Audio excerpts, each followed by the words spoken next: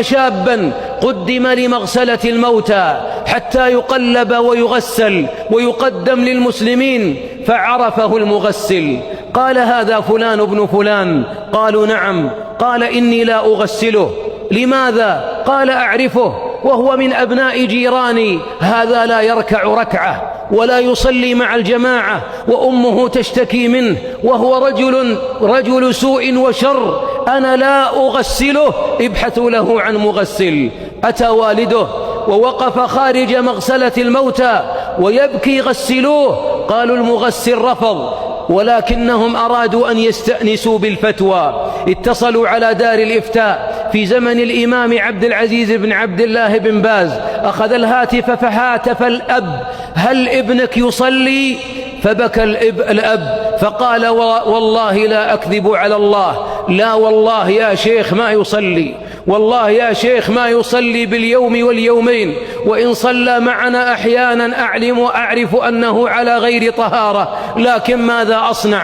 الفتوى: خذ ابنك وارحل به عن المسلمين، لا تغشهم بتغسيله ولا بتقديمه للصلاة عليه، اذهب به ولا بالقبر فلا يقبر مع المسلمين، اذهب له في صحراء بعيدة وواره كالجيفة وأبعده عن الناس.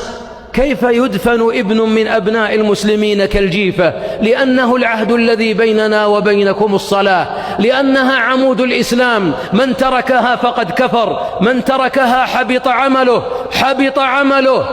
عمله. والله يقول: لئن أشركت ليحبطن عملك ولتكونن من الخاسرين. لو أن ابنا من أبنائنا لا يصلي وعلم الأب أنه لا يصلي، حرم عليه أن يقدمه للمسلمين يصلى عليه، حرم عليه أن يدفعه لمغسلة من مغاسل المسلمين لكي تغسله، حرم عليه أن يوارى في قبر بجوار قبر مؤمن مسلم موحد.